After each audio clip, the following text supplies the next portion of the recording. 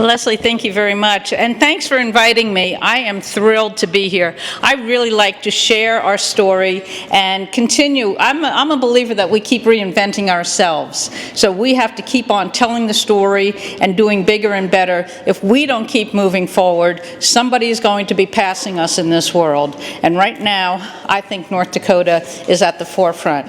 How do we do this? By exactly what we're doing, learning from one another. I'm a geologist.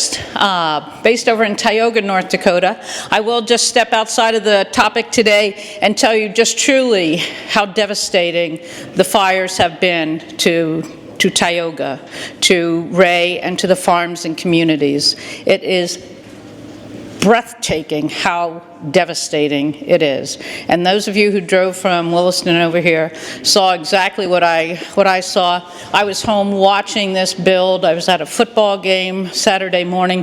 When you have winds that are 48 miles an hour, gusting to 75 miles an hour, there is nothing that is going to stop that.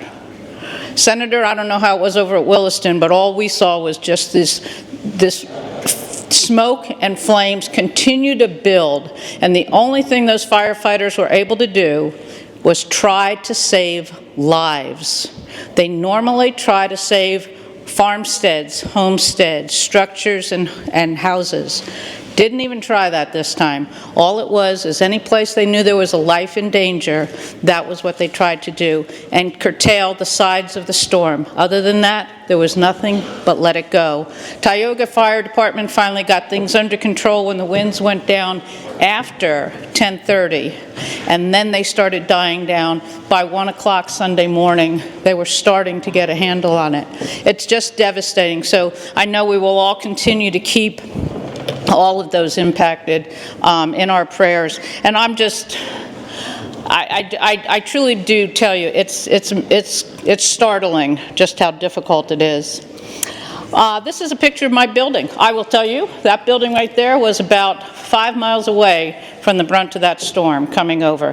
Had the winds changed and come a little bit more out of the west dale instead of northwest, they would have been right over to our place. By the grace of God, we were spared, but some others were not. I've been here in North Dakota, gosh, it sounds really old, Leslie, to say since 1979, but it was the summer of '79 I came here. Another marker that'll kind of age me, when I was on the school board and working my geology work back in the 80s and 90s, it was North Dakota Association of Oil and Gas Producing Counties, and I was on that back in the day when Dave Rust, our superintendent of schools, was also serving. I want to talk a little bit today and share some of this whole story of where we are going with CO2, and I like to refer to it as CO2 management. You know, how do we manage our CO2, and why should we? So let's take a look at this picture here. You know, it really comes down to greenhouse gases, and what is the largest, most abundant greenhouse gas? Water vapor. Water vapor, clouds. That is the biggest greenhouse gas. However, CO2 is also a greenhouse gas. CO2 can be both naturally occurring and it can be anthropogenic. So when you hear that term, that refers to man-made CO2. CO2 has a much larger capacity to hold heat into the earth. So even though there's much more water vapor than there is CO2, small changes in the amount of CO2 have bigger effects on the temperature of this earth. So do we need greenhouse gases? Of course we do. Heat comes from the sun, comes to the earth, and most of it is reflected back, some is absorbed. The part that is reflected back goes into the atmosphere. In order to keep this beautiful earth of ours warm enough to sustain life, you need greenhouse gases. The issue is, are they increasing? Are the amount of CO2 in the atmosphere increasing to a point that it's holding heat in? And yes, records do show that. I was kind of surprised to see actual records on temperature and weather and such really became pretty robust, not until about 1880. And that's really the best records we have. But we do show that this Earth is heating. Now, some of it is man-made, some of it is natural. More of it is naturally occurring. But that doesn't mean that we don't have a responsibility to do what we need to do to help take care of this beautiful Earth. I say oil men and women are some of the best conservationists in this country. We are the ones out in the field. We're the ones, along with the farmers and the ranchers, who know this landscape better than most. And I say it's a balance. You know, we don't have to go, you know, turn off all the lights and go backwards. Let's get the balance between our carbon management and, you know, our lifestyle. I also say, let's just talk, I mean, I talked about the fires a little bit. Families who are impacted by this, that no longer have a place to go. You can't go back and pretend that you can put your food into an ice box. We have built beautiful refrigerators that now need electricity. So if we destroy our electric supply, we don't have a way to cool our food. I personally like, you know, my house to be warm. I like to have a warm shower. If we want these kinds of things, we have brought ourselves to a place where we really can't go backwards comfortably. We don't dig ice out of the Missouri River in the wintertime and preserve it, you know, use it for our foods in the summer. So I'm just saying is that as we continue to better our society, we still have to continue to have that balance between what is good and what is needed. I want to talk a little bit about the CO2 projects that are going on now. And I want you to know, I have these listed. Rough Rider project is currently drilling. Vision is on the works. There's a couple of out-of-state projects. These are ones that Neset, my company, is working on now. We are an engineering and geology company. We provide technical services to these oil and gas companies. On some of these, most of these CO2 projects, we work along with the EERC, Energy Environmental Research Center, over at UND. It's a great relationship. They are very, very strong in their research and planning. Neset is very, very strong in our field capabilities to engineer these wells, design these wells, plan these wells, and execute them. So if you look on the list with the state, with the NDIC, Neset Consulting is the operator of name on these projects we're working on. Summit Carbon Solutions, we're all familiar with them. Summit Carbon Solutions, we drilled along with them, for them, 3 stratigraphic test wells. Remember, stratigraphic test wells are the ones that drill down to core and test the possible formations for CO2 sequestration. So what we did for a private company, Summit Carbon Solutions, working along with the EERC, is we drilled these wells. They were drilled with the ability to be used as monitoring wells. That means when the time comes to develop that CO2 project, the monitoring wells will be in place. You have 3 different types of wells: a stratigraphic test well.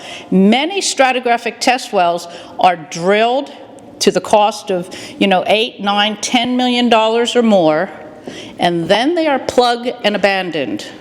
And you think, oh my goodness, that's a lot of money to spend just to pour concrete down in it when you're all done. And that's what's happening. That's how this works. Some of these wells, if they are drilled with the specs, with the chrome alloy casing through these injection zones for CO2 sequestration, they can then become injectors or used as monitoring wells for the life of that CO2 project. So there's different ways that these things are going on. Just remember, when you hear stratigraphic test wells, you're testing the strata, the layers of the earth underneath. And what we do is typically core these formations. The main ones that we're working on right now are the Broom Creek, the Inyankara. Those are the shallower ones, typically above 6,000 feet in depth. We're also drilling a well now that is going down and testing all the way down to the Precambrian, the granite. And I'll tell you, once you get down to those depths, in the deepest part of the basin, which is where we're headed now, is going to be about a 15,000-foot well vertically down. Remember, we're doing 2-mile laterals, are 10,000 down, 10 sideways. We're going to drill 15,000 straight down and core the Deadwood Formation. And the idea there is that another horizon that we are able to inject CO2 into and store it permanently. You know, people have also asked me when we get talking about enhanced oil recovery here in a minute, you know, do you ever pull that CO2 back out? I'm going to say for the most part, no. And 2 reasons. Geologically, engineering-wise, it's very hard to do that. We've put it downhole into saline solutions. It bonds and becomes part of the subsurface. The other reason is, as we remember, this project is built on a tax credit, 45Q. And that money that gets paid to sequester that CO2 underground, if you were to pull the CO2 back out, you have to pay the tax credit back. I don't think too many people have an appetite for that. Sir? Doesn't it mineralize down at those depths though? So, I mean, you probably could physically pull it back out anyway. Exactly, yeah. But what was your question there? Yeah. The CO2, it's the supercritical fluid that's injected. Doesn't it end up mineralizing them? Yes, you were right. Okay. Absolutely. And that is the idea, and that is the design. The question was, does that CO2, and you were right, it's supercritical, it's a fluid. You know, obviously, you know, CO2 is a gas, it's in the air. Plants breathe it. Greenhouse, you know, green plants need it to produce, you know, photosynthesis through that process of building chlorophyll. You know, it's a gas. But when we subject it to pressures, and not great pressures, just like your power washer, 1500 PSI, supercritical, it's in liquid form, we pump it down in a liquid form, and yes, the idea is that it then eventually bonds with the subsurface into these saltwater, you know, porous zones, sandstone zones of the Broom Creek and Inyankara, and it will stay there and becomes, over the millions of years, part of the subsurface. There's a lot of other projects going on, other CO2 projects. These are really, you know, costly science experiments. I'll tell you, it's really kind of funny. You have all these rigs drilling, and right now we only have about 40 rigs drilling out in the Williston Basin right now. You know, I don't know I don't know, Brady, you might know. Is every one of them drilling a Bakken well? They may be, or are they? I think they're all yeah, there's a lot of, some of these roughnecks have only seen Bakken, Three Forks, horizontal wells. So when you go out there and you tell them, first off, your job is not to drill as fast as you can. Your job is a science project. Slow down, get it right, and we're going to be tripping pipe a lot, coring these wells. These guys don't have a clue what a core is, but they're learning. And it really takes getting a crew up to speed, you know, and I say, I mean, truly, the name of the game in the Bakken horizontals and the Three Forks is drill as fast as you can. That is it. You know, we've gone from 60 days for a well down to, what is it, 8.7 or something like that. It's incredible how fast they drill these wells. We're now saying, slow it down, guys and gals. We're going to go for the science, and it's a whole different approach. It's really kind of funny sometimes. Let's look at the zones we've been talking about here. So I'm talking about, if you look at where those are marked, the Inyankara, I don't know if we can tell it there, Inyankara, the Broom Creek Formation, down here into the Red River, the Deadwood. These are zones that are these are the ones that we're looking at for CO2 sequestration. And think of it like a sequestered jury.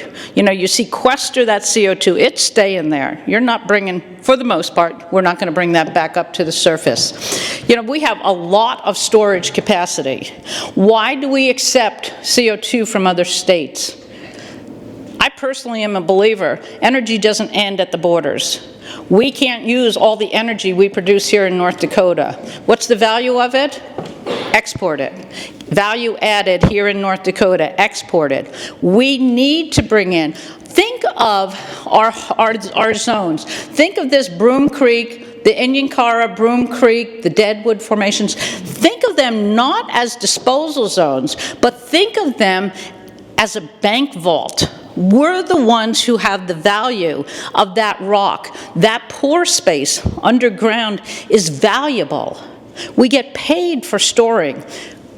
CO2 from the ethanol industries in Iowa, Nebraska, Kansas, and if we can get paid, we are bringing a value to that here. And just as Teddy Roosevelt said, you know, it's not for us to put these and lock our resources away, it's to use them responsibly. And I think that's exactly what we're trying to do here. I'm not a real fan of the term greener oil. Cleaner oil is a little bit more appropriate. But what we want to do in carbon utilization is this picture right here, really small and little c, it's depicting primary recovery. Primary recovery is when you put a straw, a hole casing down into the ground, and you pull the oil out. Whether it flows naturally, a flowing well, high pressure, has enough gas to bring it to surface, or whether it is a pumping unit up at surface that pumps. That's all primary recovery. Secondary recovery, the picture on the right, is where you go and you pump water down into the formation in a well nearby, an injector well. Pump the water down, it moves the oil across through the rock, and you move it into a producing well.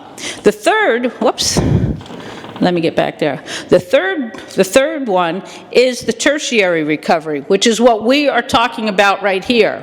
Tertiary recovery is the way where another fluid is used, and that fluid, it can be a gas, it can be nitrogen, it can be natural gas, but we're finding that CO2 mixing with Bakken works very well. This is what, I know you can't really see it, but this is Bakken rock. This is Middle Bakken that we target. And when we are trying to do secondary recovery and we want to move that oil through, we need to change what the oil is like, the properties. I have a bottle, this is straight out of the ground, unrefined Bakken crude oil. It's pretty liquidy. You know, it looks pretty good. It's a very high quality. We get a premium for this oil. But when you try to move it through rock like that, we know that through hydraulic fracturing, we have to create the conduit. We have to create the cracks in the rock to help move this oil through it. So then you say, how are we going to do tertiary recovery through rock that is this tight? And the answer to that is what we're working on right now, and we're very close. The technology is not completely, developed yet, but the idea is to pump CO2 down into the oil-bearing Bakken rock, and that then mixes with the crude oil. The CO2 will mix with the oil. That mixing is called miscibility. So when two different fluids mix together, they are miscible. So you've now made it more liquid. The oil is more watery-like. I'm not saying it's changed into water. I'm just saying it's more liquid. It can flow better. That means the viscosity, it's thinner. It has lower viscosity. So by adding the CO2 to the underground oil, you have now enhanced the flow properties, and you can then bring that oil to surface more readily. And that's where we want to increase the amount of oil that we are getting out of these wells. So what we want to do is, we are doing this already in test projects, is we're drilling our wells vertically down, horizontally into the Bakken formation, but instead of just cracking the rock, now we want to take this and we want to change the fluid properties, the properties of that oil molecule, to make it flow better. And if we can do that, we can increase the percent of oil we're getting out of the Bakken formation. That brings us to what I think is really the name of the game, the size of the prize. Is it worth it to be spending these millions and millions and hundreds of millions of dollars to try to get more oil out of the Bakken? I say yes, it is. Let's look at these pictures here. OOIP, original oil in place. The original estimates are listed right there. 300 billion barrels. You have 900 billion barrels estimated by Continental Resources. Why was there such a difference in those estimates?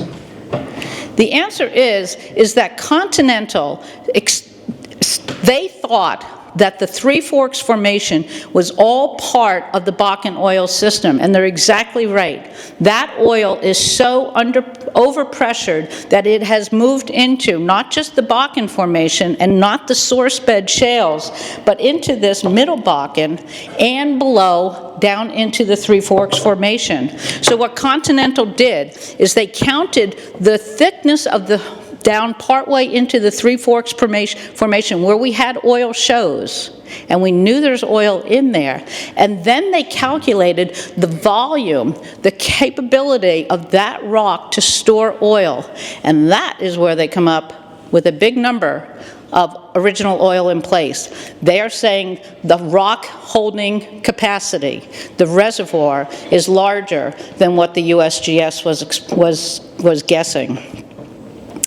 So let's go on and talk about technically recoverable. Now we know we have an idea how much oil is there. How much can we get? And technically recoverable with today's primary recovery, remember, that's just the pumping unit or the flowing well. How much oil are we getting out? We're guessing that we're getting somewhere between 8, 10, 12% of the oil in place we're getting out with primary methods. Is that right? It's a pretty good guess, we think. How do we increase that? Let's say that we're getting 12% of the oil out of the rock. That means that there's 88% of it still left underground. What's the hardest part of an oil field? Finding it. We found it. How do we get it out? That's the hard part. Now we have to get more of it out. So what I was looking at, what is going to happen with, enhanced oil recovery.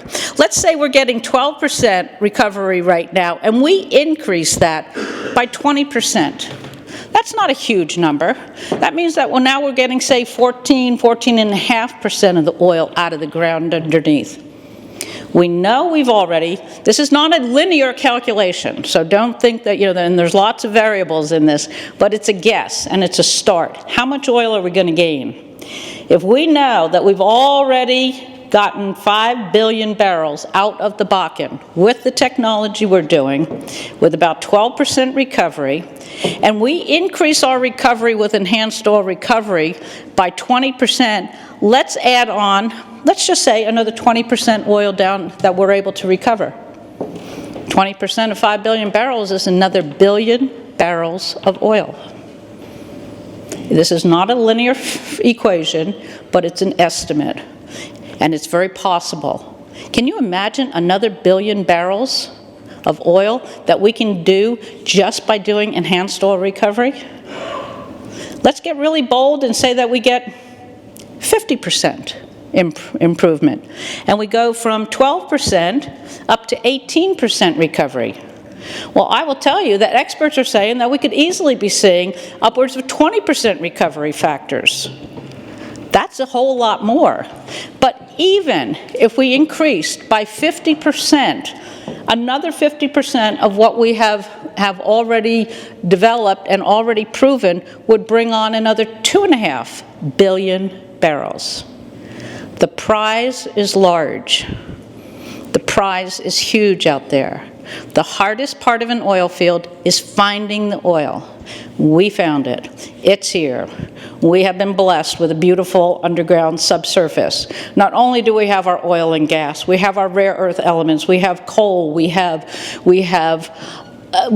storage capacity, we have, disposal wells to store salt water. We obviously now have storage capacity in these other zones to store CO2. When we talk about the geologic jackpot here in North Dakota, we mean it. It's pretty special. Why are we taking and talking about bringing a pipeline to bring CO2 from Iowa into here? They don't have the geologic jackpot that we have.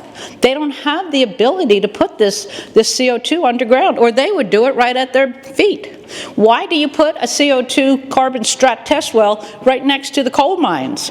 Because you're right next door. If you can mine your coal and the CO2 that is a byproduct of the electrification process, and you can then inject your CO2 and put it right down subsurface where it came from, You turn around and you have now made that coal cleaner.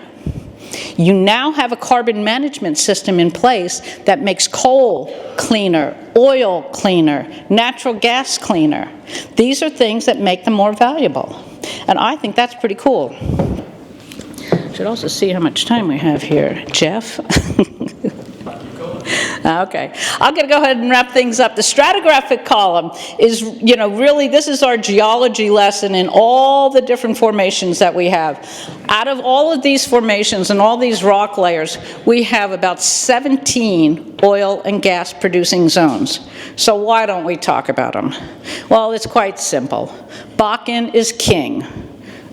Bakken is what put North Dakota on the map. Bakken is why Senator Hogue and Senator Beckedahl can talk about, the funds and the resource, and Senator Patton. You guys have all this work to do because of this oil and gas industry that has brought North Dakota to the #3 oil and gas producing state in the nation. That's pretty impressive. That is what builds our national security. That is what puts North Dakota on the map. That's what makes us allow us to build out our roads, infrastructure, beautiful facilities that we have in our communities.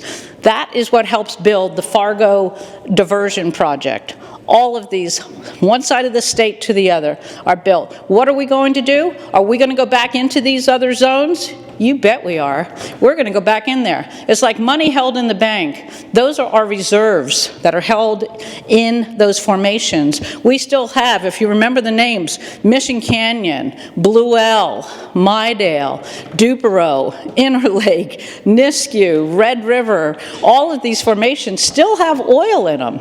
We didn't forget about them. It's just that Bakken is just so big. The day will come, we'll go after them. My last thing, can we survive, can we live the lifestyle we like without oil in it? And the answer is a resounding no.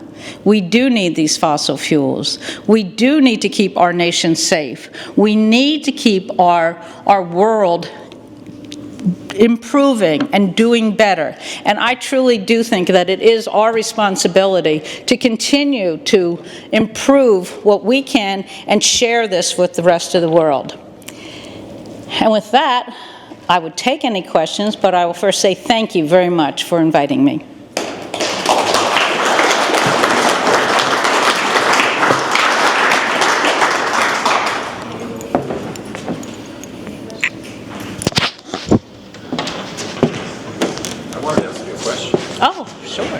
You mentioned all those other formations. What's the timeline for that? How far away are we going to be in the Bakken for Three Forks 10 more years, 20 more years, and then what's that look like?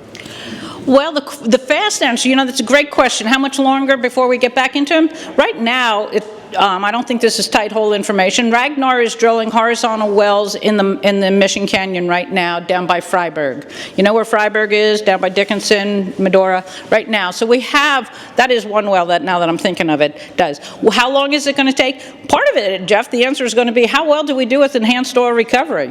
If enhanced oil recovery comes on, and what I'm talking about is 5 billion barrels and adding another billion barrels, adding another 2 billion to it, hold on. We have a lot more work to do, and that will put all of that off. I will also tell you there's companies like Cobra who are currently working on residual oil zones, which is the oil that was left in place even with the recovery of oil out of the Mission Canyon zones and others. So as they continue, the oil that was left behind, and you might have been one of those farmers who said, I know there's oil in that well, why are you plugging it? Believe me, I met a lot of those people over the years. And I agreed with them. I'm like, you bet, there is oil in there. It's not economically available, though. It didn't, it didn't pay for running the casing to produce those. Can we go back and do those wells now? You bet we can. Any other questions, comments? Otherwise, we have a lot of work to do. Thank you.